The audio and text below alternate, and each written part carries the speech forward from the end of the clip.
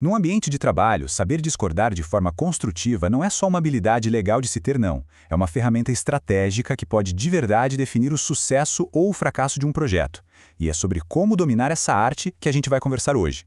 Pensa nisso por um instante. Sabe aquela reunião de projeto em que todo mundo balança a cabeça concordando, mas lá no fundo todo mundo sabe que o plano tem falhas? Pois é. Esse silêncio, essa harmonia que é só de fachada, é um dos maiores matadores de inovação dentro das empresas. Então, para começar, vamos mergulhar nisso. O preço altíssimo que as equipes pagam quando a concordância é só superficial.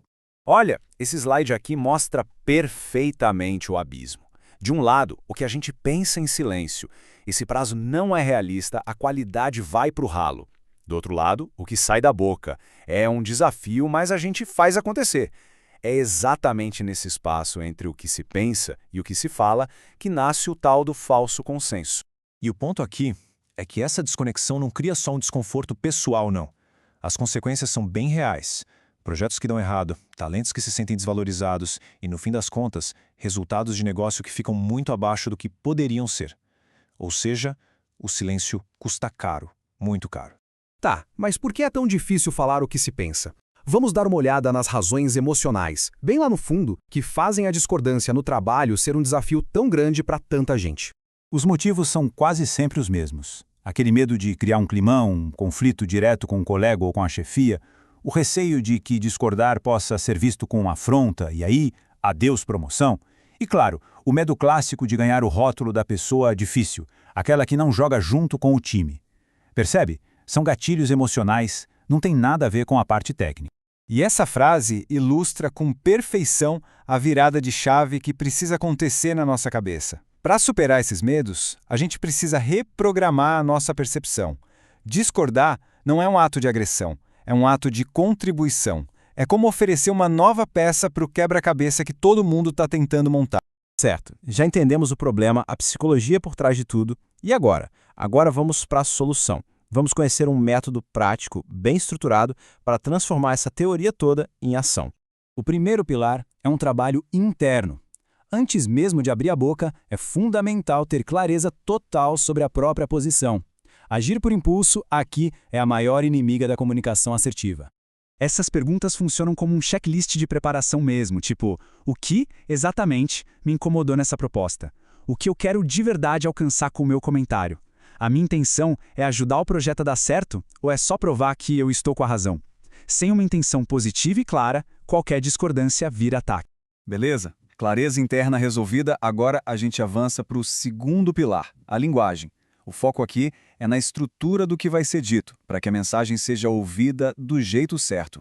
A fórmula é simples, mas olha, é poderosa. Primeiro, valide a outra pessoa. Eu entendo o seu ponto sobre o cronograma. Segundo, se posicione, mas a minha visão é um pouco diferente. E terceiro, explique o porquê com respeito. Digo isso porque, pela minha experiência, projetos com essa complexidade precisam de mais tempo na fase de testes. Simples, direto e respeitoso. E para fechar o tripé, chegamos ao terceiro pilar, que é o que amarra tudo. Com a clareza interna e a linguagem certa, o último passo é dominar o como as coisas são ditas. Porque a comunicação não verbal pode tanto apoiar quanto destruir completamente a sua mensagem. Imagina a cena. Uma voz firme, sem tremer. Um volume de voz moderado, nem gritando, nem sussurrando. Pausas estratégicas que dão peso ao que é dito. E o mais importante, zero, absolutamente zero, ironia ou sarcasmo. Grosseria não é sinal de força, é falta de método. A presença precisa comunicar confiança e respeito, nunca agressividade. Ok? Com esses 3 pilares bem claros na cabeça, vamos montar agora um kit de ferramentas prático com frases e estratégias para usar no dia a dia do escritório.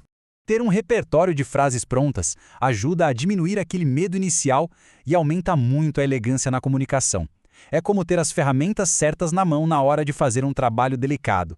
Olha só alguns exemplos que funcionam super bem. Entendo o seu ponto, mas eu penso um pouco diferente sobre isso. Ou então, posso compartilhar como eu enxergo essa situação? E que tal? Eu compreendo a sua análise, mas a minha experiência me leva para um outro caminho. São frases que abrem portas para o diálogo, em vez de bater a porta na cara. Certo, mas e se mesmo com toda essa preparação, a outra pessoa reagir mal? Esse é o grande medo de muita gente, e ter uma estratégia para isso é fundamental. O segredo aqui é não cair na armadilha da reação impulsiva. O instinto manda a gente ficar na defensiva, aumentar a voz. A resposta estratégica é: respira, mantenha calma e use uma linguagem que joga um balde de água fria na situação. A maturidade emocional é o que vai fazer a diferença. E para isso, existem frases que são verdadeiras ferramentas para estabelecer limites. Por exemplo, prefiro que a gente fale sobre isso com mais calma depois. Ou, se a coisa esquentar, se for para conversarmos com agressividade, eu prefiro retomar em outro momento. Colocar limites é uma demonstração de profissionalismo.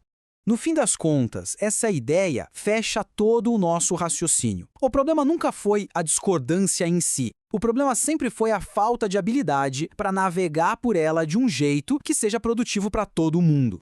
Portanto, a grande lição que fica é a seguinte: aprender a discordar bem é muito mais do que uma técnica para evitar briga. É uma competência de liderança. É o que faz as melhores ideias aparecerem, as equipes ficarem mais fortes e as empresas realmente inovarem. E para fechar, fica aqui essa reflexão. Olhando para o ambiente de trabalho, para as reuniões e projetos, qual tem sido o verdadeiro custo de não falar o que se pensa? Qual grande ideia pode estar aí, escondida, só esperando por uma discordância feita com habilidade?